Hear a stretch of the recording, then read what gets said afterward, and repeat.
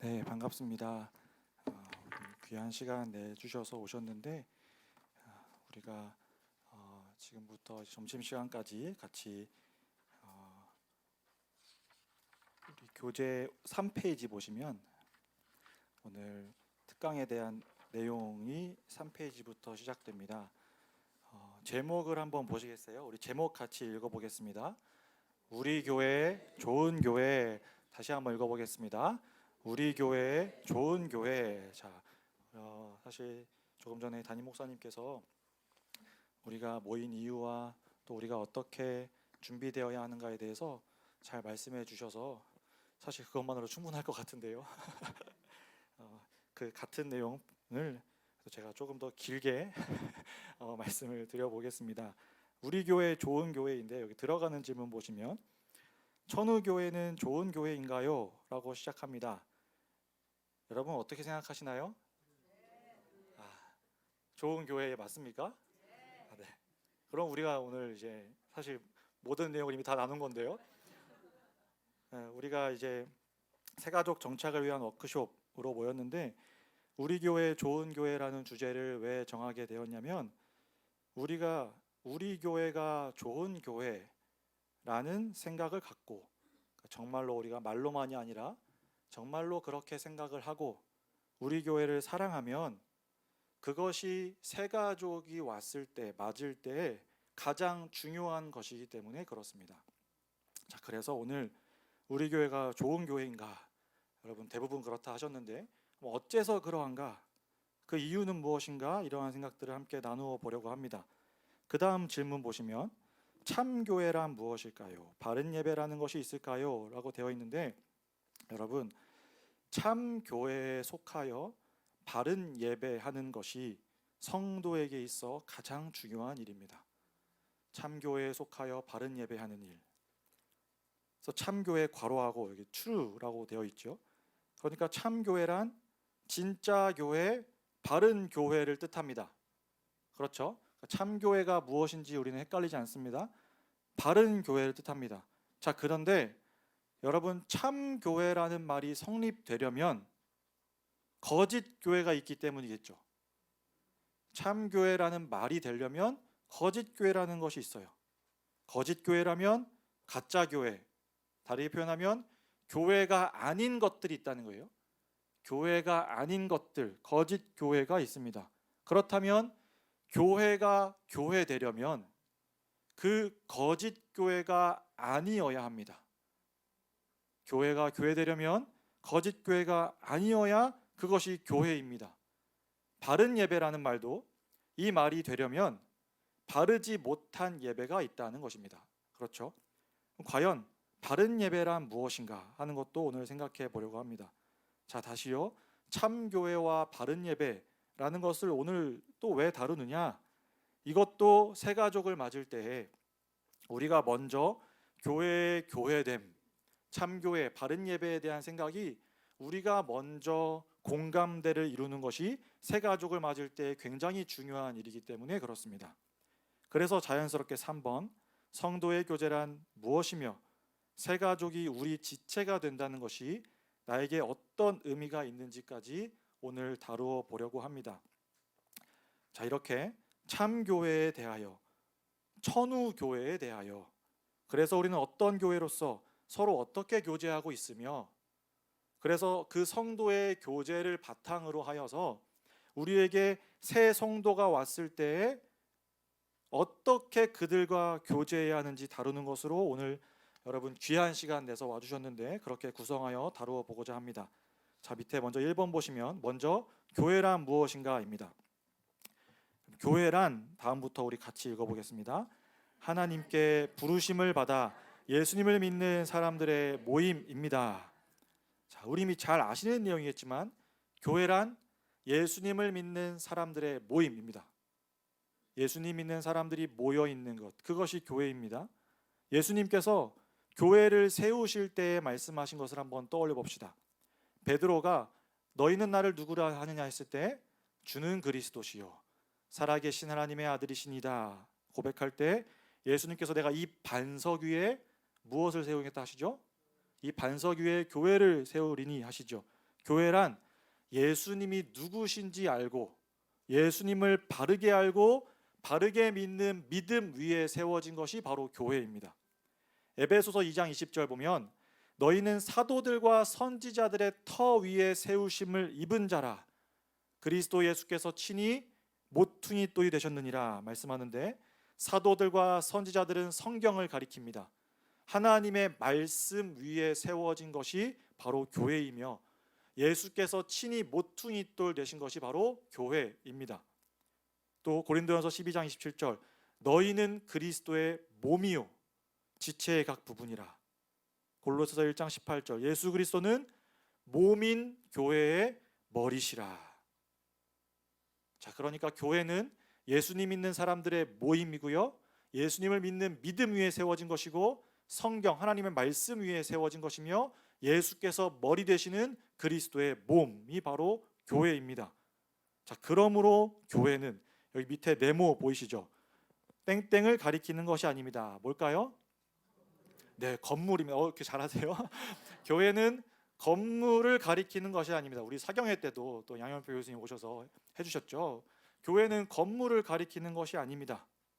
우리가 교회가 건물을 가리키는 것이 아니라는 것만 계속해서 기억할 수만 있다면 여러 가지 오염으로부터 우리 피할 수 있을 것입니다. 화려한 건물을 짓고 교회 건물, 우리가 성전인데 교회 건물을 성전이라 표현하며 솔로몬의 성전과 같은 것을 짓는 것을 추구하는 것은 교회의 본질을 몰라서 그렇습니다. 따라서 여러분, 우리 교회가 어떠해야 되는지 고민할 때 가장 중요한 것은 무엇이겠습니까? 우리 교회 건물이 어떻게 되어야 하는가 하는 것이 아니라 바로 우리가 교회이기에 그러면 우리가 어떤 사람들이 되어야 하는가, 이것이 우리 교회는 어떠해야 되는가 고민할 때 가장 중요한 점입니다. 하나님께 부르심을 받아 예수님을 믿는 사람들의 거룩한 모임이 교회라면 우리가 부르심을 받은 사람답게 예수님 믿는 사람답게 살고 있는지 그것을 기억하고, 그래서 교회란 예수님 믿는 사람들의 모임이라 하는데 우리가 정말 그 교회로서 살아가고 있는가, 끊임없이 우리를 돌아보고 노력해야 하는 것, 그것이 중요한 것입니다. 그래서 여러분, 의도적으로라도 우리는 교회의 건물을 가리킬 때에는 교회당, 예배당이라는 표현을 사용하는 것이 좋습니다. 오늘 워크숍 모임은 천우교회 지하 1층에 있습니다 해도 말은 되지만 특히나 우리 천우교회 예배당, 천우교회당 지하 1층에서 있습니다 라고 우리가 의도적으로라도 표현을 하는 것이 어떨까 싶습니다. 왜냐하면 우리는 이 말로 표현하는 것에서 우리 의식이 따라가기 마련이거든요. 자, 그런데 교회가 예수님을 믿는 사람들의 모임이라면, 그래서 교회의 본질이나 교회의 정체성을 이야기하고자 한다면 교회는 그러면 당연히 먼저 예수님이 누구인지 알아야 합니다. 교회는 예수님이 누구인지 알아야 하고요, 그리고 예수님을 바르게 믿어야겠죠. 그리고 교회는 그리스도의 몸이라 하였으니 머리 되시는 그리스도의 몸답게 그리스도의 몸으로서만 존재해야 합니다. 왜냐하면 그것만이 교회이기 때문입니다. 또한 교회는 여러분 누가 세우셨죠? 예수 그리스도께서 세우셨습니다. 하나님께서 세우셨습니다. 예수님께서 세우신 신적인 기관이 교회이기 때문에 예수님이 세우신 방식대로 존재해야 합니다. 예수님이 교회를 세우신 이유와 목적대로 존재해야지만 교회이지 않겠습니까? 따라서 예수님을 믿는 사람들의 모임, 그리스도의 몸으로서의 교회는 오직 그럴 때에만 교회라는 이름에 어울리는 것입니다. 자, 그런데 예수님께서 교회를 세우신 이후에 교회가 변질되어 갔습니다.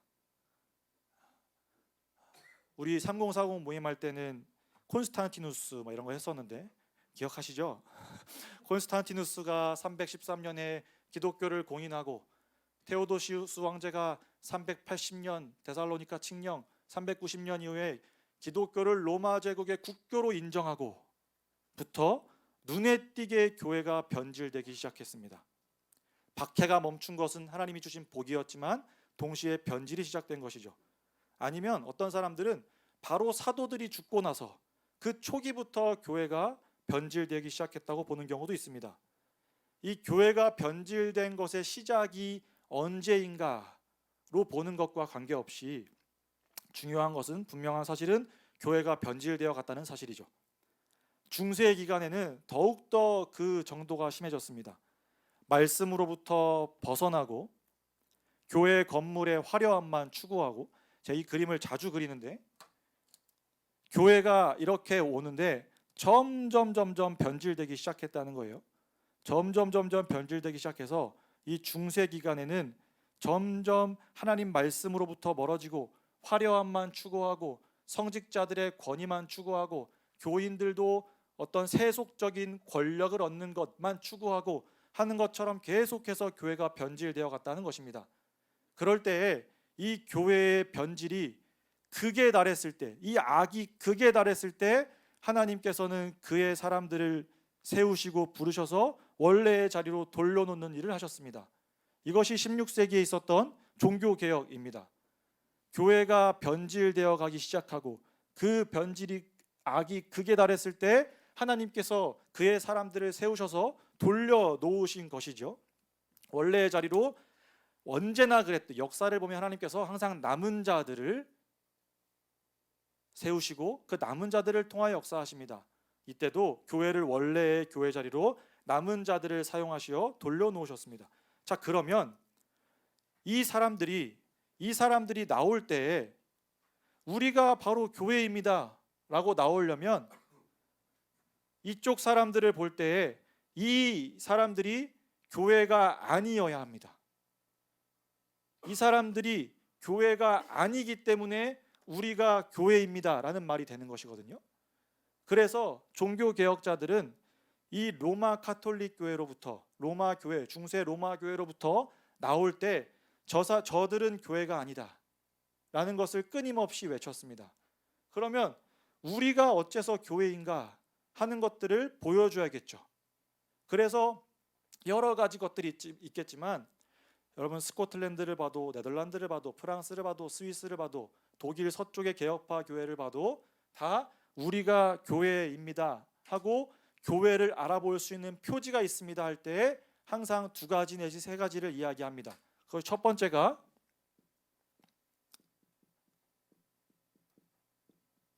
복음의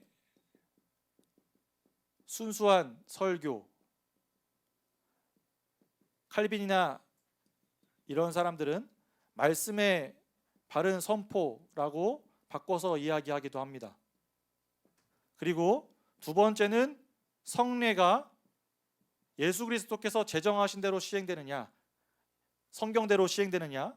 세 번째는 권징이라고 해서, 우리는 당회가 있어서 이 7위회가 있죠.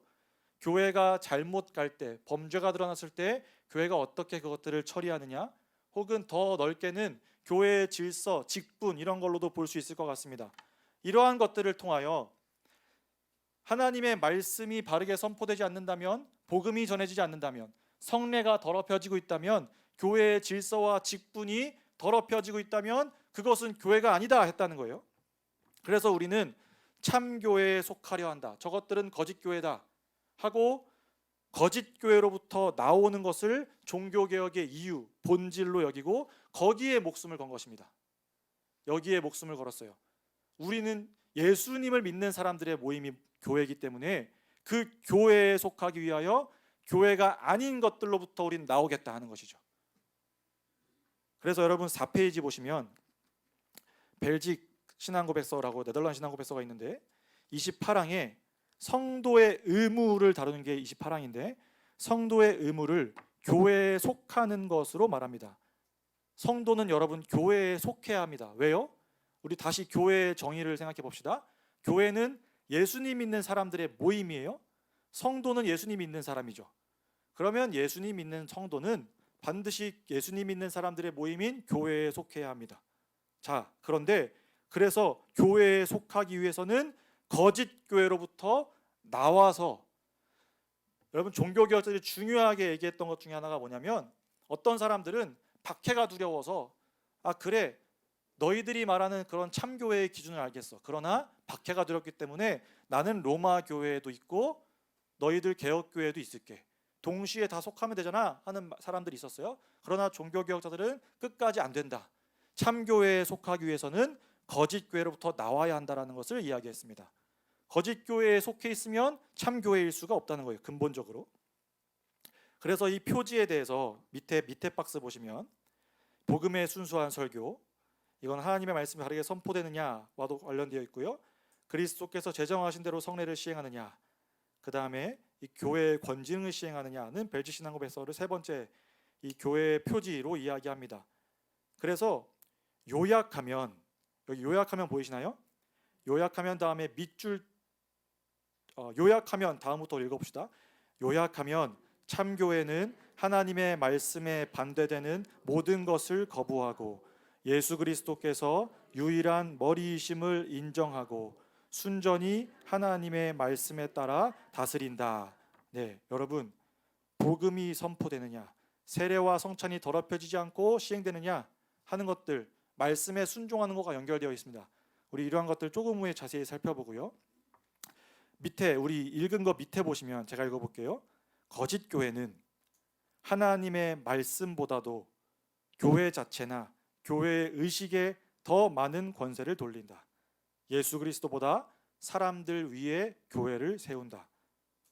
여러분, 저 이 말을 읽을 때마다 굉장히 무섭고 두렵습니다. 여러분 어떠신가요?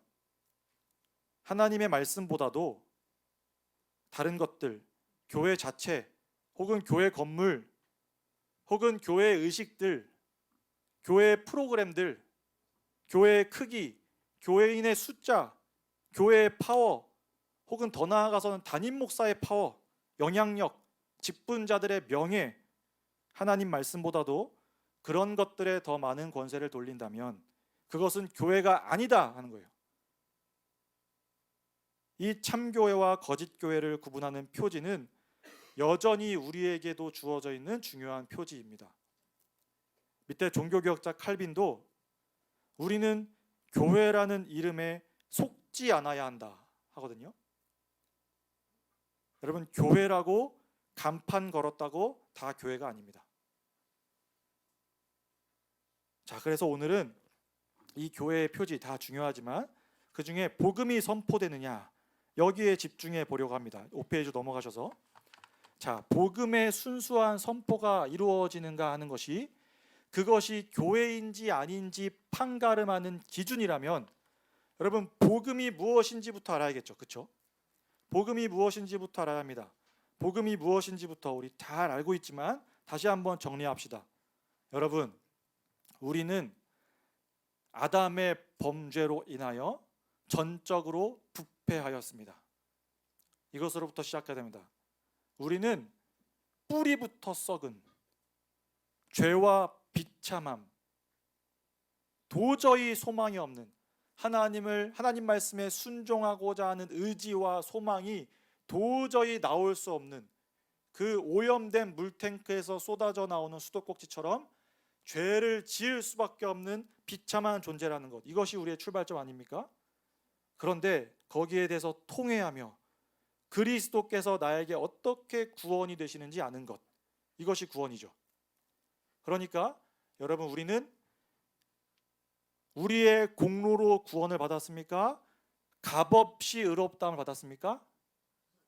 값없이 의롭다함을 받았죠. 여러분, 값없이 의롭다 칭함을 받은 것, 그래서 오직 그리스도와 연합되어 있으면 우리가 하나님께 나아갈 수 있는 자가 된 것, 이것이 구원이지 않습니까? 이것이 예수 그리스도를 통한 대속입니다. 그래서 하나님께서 주시는 유일한 길인 그리스도를 믿고 거듭나는 것이 바로 구원이죠. 그리스도를 믿고 거듭나는 것, 여러분, 거듭나는 것입니다.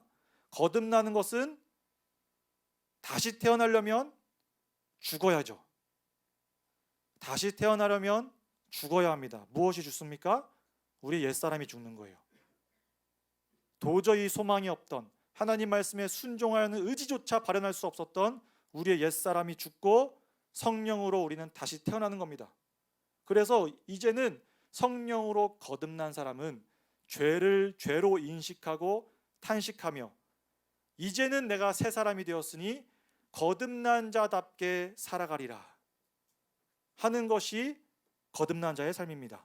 그것이죠. 여러분, 이 복음이 선포되어야 한다는 것이에요. 잘 아시는 사실이지만 다시 한번 정리했어요. 이 복음이 선포되어야 한다는 거예요. 자, 그러면 우리가 이 질문을 한번 해봅시다. 복음이 이것인데 복음이 선포되지 않는 교회도 있습니까? 네, 네, 감사합니다. 있습니다. 여러분, 사실이에요. 안타깝지만 사실이에요. 여러분, 자유주의라는 말을 들으면 어떠세요? 우리 막 목사님께도 듣고 해서 그래, 자유주의, 나쁜 사람들 하면서 어떤 그 추상적인 존재들이 떠오르시죠? 자유주의라는 말을 들으면 사실 여러분, 저 멀리 있는 존재들이 아닙니다. 그렇지 않습니다. 바로 우리 곁에 얼마나 많은 신학자들을, 얼마나 많은 목회자들, 얼마나 많은 교회가 예수를 믿는다고 하면서도 예수님을 그저 2000년 전에 살았던 위대한 선생으로 보고 있는지 아십니까? 저는 학부에서 자유주의를 가르치는 학교에서 공부했어요. 여러분, 제가 그 시절을 어떻게 보냈냐면 예수님의 십자가를 대속적 죽음과 예수 그리스도의 부활을 믿습니다. 홍해가 갈라진 것도 믿습니다. 성경은 하나님 말씀입니다 하면 강의 시간에 얼마나 조롱의 대상이 되었는지 몰라요. 그래서 친구들, 동기들, 선배들도 그렇고 그들은 성경을 하나님 말씀이라고 보지 않고 예수님을 믿는다고 하고 전하지만 그들에게 예수님은 내 죄 때문에 죽으신 분이 아니에요. 2000년 전에 하나님의 말씀을 잘 알려준 위대한 선생에 불과하죠. 여러분, 자유주의는 우리와 조금 다른 정도가 아니라 다른 종교입니다. 예수님을 믿지 않는 사람들이에요. 저는 그때 우리 신학과 건물 지하 2층에 기도실이 있었어요. 기도실에서 제가 얼마나 그들의 이름을 적어가며 기도했는지 몰라요. 저들이 회심하기를 제가 얼마나 기도했는지 몰라요. 그들은 예수님 믿는 사람들이 아닙니다. 그들은 예수의 십자가도 상징이요 부활도 상징이라 하고요. 그들이 말하는 구원이 뭐냐면 예수님을 닮아가는 것이 구원이래요. 뭐 틀린 얘기는 아닐 수 있어요.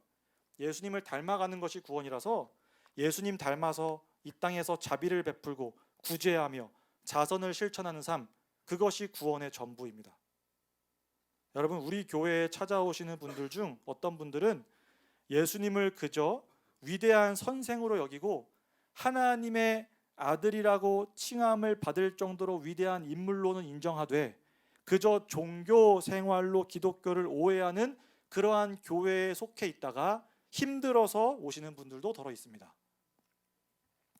여러분, 교회라고 간판을 걸고 있는 수많은 교회들이 예수님을 내가 따르고 존경할 선생으로는 여기지만 우리의 신앙의 대상 하나님으로는 고백하지 않는 것이 우리가 살아가는 현실입니다. 또 그런가 하면 복음을 완전히 정반대로 이해하여서 오해하여서 예수님 믿기만 하면 구원받는다. 예수님 믿기만 하면 구원받으니 아무렇게나 살아도 우리는 구원받습니다 라고 가르치는 교회들도 있습니다. 가령 우리는 하나님께서 택하신 백성이니 우리 죄를 다 해결해 주셨으니 더 이상 우리에게 죄를 묻지 않으십니다 하면서 죄에 대해 탄식하지 않고 그리스도와 함께 받는 고난에 대해서도 관심이 없으며 거듭나기 전과 전혀 변화되지 않는 삶도 괜찮아 이야기하는 교회가 얼마나 많은지 아십니까? 여러분, 성경은 그러한 복음을 가르쳐주지 않습니다. 값없이 받은 구원, 여러분, 값없이 받은 구원을 이야기하며 오히려 사도 바울이 뭐라고 말씀합니까? 그런즉 우리가 무슨 말을 하리요? 은혜에 더하게 하려고 죄에 거하겠느냐? 그 다음 그럴 수 없느니라. 죄에 대하여 죽은 우리가 어찌 그 가운데 더 살리요? 여러분, 거듭난 사람은 거듭난 사람답게 살 수밖에 없다고 하나님의 말씀을 알려주십니다. 여러분, 우리는 예수님 믿는 사람답게 살고 있습니까? 죄에 대해 탄식하며 내일은 조금 더 하나님을 사랑하는 삶을 살고 싶다고, 내일은 조금 더 나아지고 싶어요 하나님, 주님께 간구하며 몸부림치며 살고 있습니까? 여러분, 성도의 정체성이 거기에 있습니다. 예수님 믿는 사람은 믿기 전과 확실히 달라져야만 합니다. 그럴 수밖에 없어요. 복음이란 그렇습니다. 예수님 믿는 사람은 그런데 더 나아가 세상의 기준보다도 더 착하게 살아야 합니다. 믿음과 삶은 결코 분리될 수 없음을 기억하십시오. 그런데 여러분, 복음이 선포되는 교회, 당연한 것 같지만 복음이 성경대로 선포되는 곳만이 바로 교회라는 것입니다. 자, 그런데 또 하나, 성경이란 무엇인가? 여러분, 성경은 무엇입니까? 하나님 말씀이죠. 아멘. 여러분, 성경이란 무엇인지 우리 새가족 교육할 때 유기적 영감, 완전 축자 영감, 이런 것들을 같이 공부하는데 다 생략하고 핵심만 오늘 이야기하면 성경은 객관적으로 하나님의 말씀입니다. 성경은 객관적으로 온전히 하나님의 말씀입니다. 여러분, 이것도 당연한 이야기처럼 들리시겠지만 성경이 하나님의 말씀이라고 고백하는 것도 얼마나 귀한 고백인지 모릅니다. 사실 그렇죠. 성경이 하나님의 말씀이라고 믿는 것은요, 여러분, 아무리 누가 객관적인 증거를 갖다 댄다 할지라도 성령께서 믿게 해주시지 않으면 불가능한 것이거든요. 오늘날 많은 교회가, 신학자들이, 목회자들이 성경 전체가 객관적으로 하나님 말씀인 것은 아니야, 믿음 좋은 우리 선배들이 기록해 놓은 것이니까 우리가 경전으로 여기는 것뿐이지, 하나님께서 특별하게 은혜를 주셔서 기록하게 하신 특별한 책이니까 그 안에는 하나님의 뜻이 어느 정도 담겨 있지 라고 정도로 해석하고 가르칩니다. 여러분, 결코 그렇지 않습니다. 성경은 100% 객관적으로 하나님의 말씀입니다. 기록된 계시, 하나님의 말씀입니다. 이 사실에 우리가 흔들려서는 안 됩니다. 그래서 여러분, 예수님을 믿는 사람들의 모임이 교회라고 할 때, 그러면 무엇이 참교회인가 할 때 성경을 하나님의 말씀으로 믿는가 하는 것도 중요한 기준이 될 것입니다. 여러분, 그러면 자, 성경은 하나님 말씀인데 설교는 하나님 말씀입니까?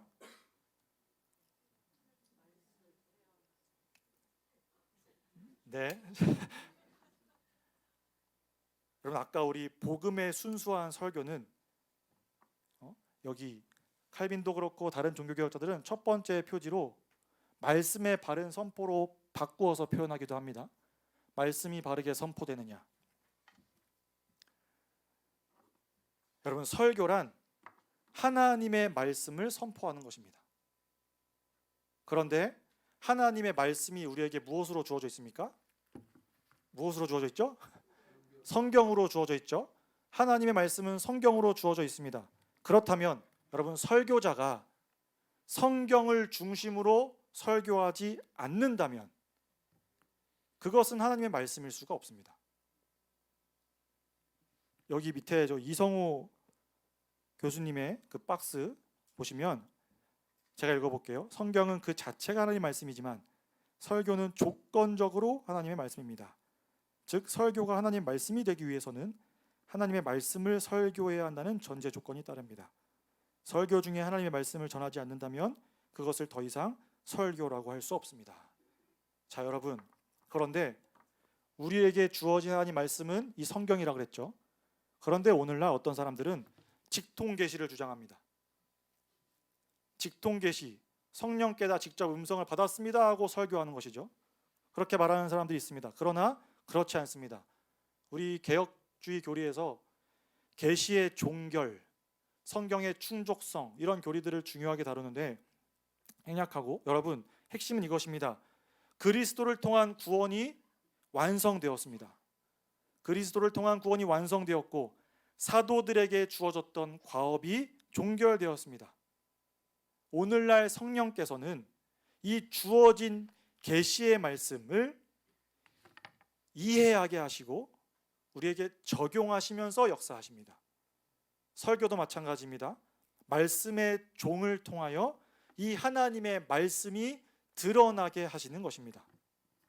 따라서 설교 시간에 하나님의 말씀인 성경이 드러나지 않거나 혹은 성경 말씀은 그저 하나의 형식에 불과하고 말씀과 상관없이 자기 이야기를 한다면 그것은 더 이상 말씀의 선포일 수가 없습니다. 여러분, 말씀이 바르게 선포되는 것이 참 교회의 표지라면 강단에서 성경 말씀이 선포되지 않으면 더 이상 교회일 수가 없습니다. 여러분, 우리 교회에 찾아오는 많은 분들이 한결같이 이야기하는 것이 말씀이 좋아서입니다. 여러분 알고 계십니까? 말씀이 좋아서 오세요. 여러분, 웃음의 의미가 무엇입니까? 말씀이 좋아서 우리 많은 분들이 그래서 찾아오십니다. 그런데 여러분, 저는요 감히 이렇게 이야기해 보려 합니다. 말씀이 좋아서라는 것은 그분들은 우리 오창록 목사님의 설교가 좋아서라는 의미로 이야기했겠지만요, 어떤 사람의 설교가 좋은 것은 그 사람의 무엇이 뛰어나고 언변이 좋아서가 아닙니다. 하나님의 말씀이 말씀으로 드러났기 때문에 좋은 것입니다. 저는요 성경이 객관적으로 하나님의 말씀이기 때문에 말씀의 종이 성경 말씀을 정말 피땀 흘려서 연구하고 그래서 이 말씀이 드러나게 한다면 그 말씀은 성도에게 좋은 양식이 될 수밖에 없다고 생각합니다. 왜요? 하나님의 말씀은 진리이기 때문에. 하나님 말씀은 진리이기 때문에 하나님의 말씀이 드러나게 하는 것, 그것이 설교자의 역할입니다. 여러분, 제가 여기 모교회잖아요, 그렇죠? 여기서 태어나고 자랐는데 여러분, 단순히 제가 여기 모교회, 천우교회 너무 좋아서 그냥 온 것이 아닙니다. 네, 말씀이 좋아서 아멘. 저는 정말 교회가 어떠해야 되는지 제가 가진 기준, 제가 공부한 기준이 교회가 어떠해야 되는 기준이 정말 많지만 딱 하나, 강단에서 말씀이 선포되는 교회, 최소한의 기준을 봅니다. 여러분, 그런데 이 최소한의 기준을 갖고도 갈 곳이 없습니다. 갈 곳이 없어요. 여러분, 제가 얼마나 가는 곳마다 적응을 못하고 싸우고 힘들어했는지 아십니까? 제가 착해 보이죠? 저는 정말 쌈딱입니다. 설교자가 하나님 말씀 선포하지 않을 때 저는 바로 목욕실로 찾아갔어요. 저는 제가 우리 천우교회에서 저를 목사로 이제 처음 보셔서 처음 사역하는 걸로 생각하시는 분들이 계시는데 제가 설교를 처음 시작한 게 2013년이니까 사실 한 13년 정도 사역자로 지냈습니다. 네, 모르셨죠? 목사가 돼서 처음 오신 줄 알았죠? 네. 그런데 강단에서 성경 말씀이 드러나게 선포되는 교회 정말 찾기가 어렵습니다. 그래서 우리 천우교회 오창록 목사 우리 자리 없습니다 했는데 제발 받아주세요 하고 제가 왔어요. 네. 여러분, 우리 교회는 좋은 교회입니다. 왜요? 복음이 선포된다면. 우리 교회는 좋은 교회입니다. 왜 그렇습니까? 하나님의 말씀이 선포된다면. 여러분, 우리가 먼저 하나님의 말씀이 선포되는 교회에 있다는 것이 얼마나 감사하고 감격스럽고 이것이 얼마나 복된 일인지 알아야 합니다. 제가 지난번에 사역했던 교회에서는 목사님이 자기 무용담만 합니다. 심지어 성경 봉독도 안 한 적도 있어요. 와서 1시간 동안 내가 요즘 헬스를 시작했는데 하면서. 여러분, 그런 곳에 있으면 영혼이 피폐해집니다. 우리는 성도는 하나님 말씀을 먹고 사는 존재들이고 하나님께서 말씀의 종을 세우셔서 그 말씀이 주일 공예배 말씀 강단에서 선포되게 하시는 겁니다. 은혜죠. 전도에 미련한 것을 통하여 복음이 전달되게 하시고 그것으로 우리를 먹이시는 겁니다. 강단에서 하나님의 말씀이 선포되는 교회에 있다는 것에 여러분 감사하시기 바랍니다. 여러분, 그래야 교회에 교회됨이 있고 그래야 성도의 교제가 있고 그 다음에 우리가 새 가족을 맞을 준비가 되는 것입니다. 이러한 것이 없다면 모든 것이 그저 사교 모임에 불과할 것입니다. 여러분, 교회는 사교 모임이 아닙니다. 성경 말씀 위에 세워진 그리스도의 몸입니다. 그렇기 때문에 우리가 교회의 교회됨, 그래야여서 성도의 교제, 그 다음에 새 가족을 맞는 것, 이것이 중요한 것입니다. 힘드시죠? 잠깐 우리 쉬었다가 네, 우리 꼭 네, 앞으로도 많이 남았습니다. 우리 한 어느 정도 쉬면 될까요, 주사님? 5분 쉬었다가 우리 42분부터 시작하도록 하겠습니다.